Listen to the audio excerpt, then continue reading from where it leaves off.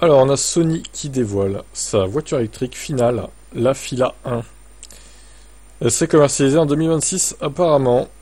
Alors, qu'est-ce qu'il y a comme détail, des caractéristiques peut-être qui vont être révélées? Sony avait besoin de plus de 6 ans pour faire aboutir son véhicule. Parti plus tard, Xiaomi a déjà vendu 130 000 berlines. Ah bah, de toute façon, les Japonais, ils ont du mal, hein. On va pas se mentir, sur les voitures électriques, ils sont pas aussi efficaces par rapport aux Chinois, en fait. Pas de surprise sur le plan du style, sa présentation à Las Vegas et surtout affaire de confirmation de prix. Le design extérieur reste identique à ce qui a été montré en 2023 puis 2024. On trouve ainsi des formes lisses sans aucune personnalité. La zone d'affichage entre les phares à l'avant ou le lidar sur le haut du pare-brise qui fait partie des 40 capteurs embarqués. Bon, au moins, elle va être, on va pouvoir la conduire de manière autonome normalement. C'est un volant yoke d'ailleurs. Putain, il y a plein d'écrans, on dirait une Honda E quoi. Oui, il y a plein d'écrans comme ça là. Outre son propre univers via Sony Pictures ou Sony Entertainment, le groupe japonais a d'ores déjà confirmé la présence de plusieurs applications partenaires, TikTok, Spotify, Amazon Music, TuneIn, Audible, etc. L'autonomie est à plus de 300 miles, c'est-à-dire 480 km EPA. On sait néanmoins que la batterie aura une capacité de 91 kWh et que la Fila 1 sera dotée de deux moteurs de 180 kW. 150 kW de recharge, ce qui est dans la moyenne, sans plus quoi. Ils disent que c'est pas bon, mais bon, c'est pas... Après, vu la taille de la batterie, ils auraient pu monter à 200, ouais, c'est vrai.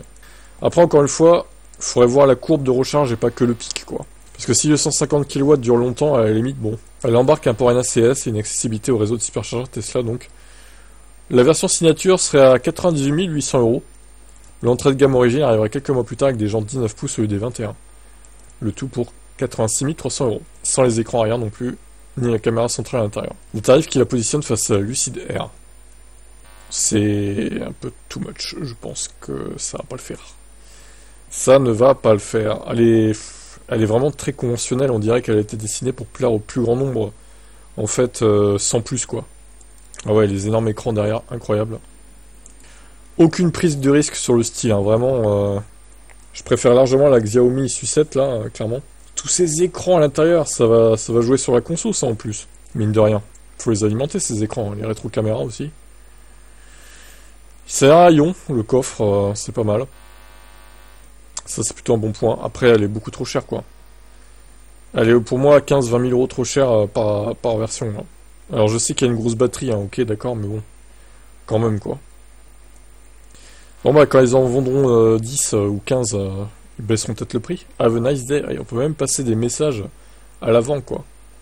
Magnifique. Bon, vous en pensez quoi cette voiture de Sony? Ciao.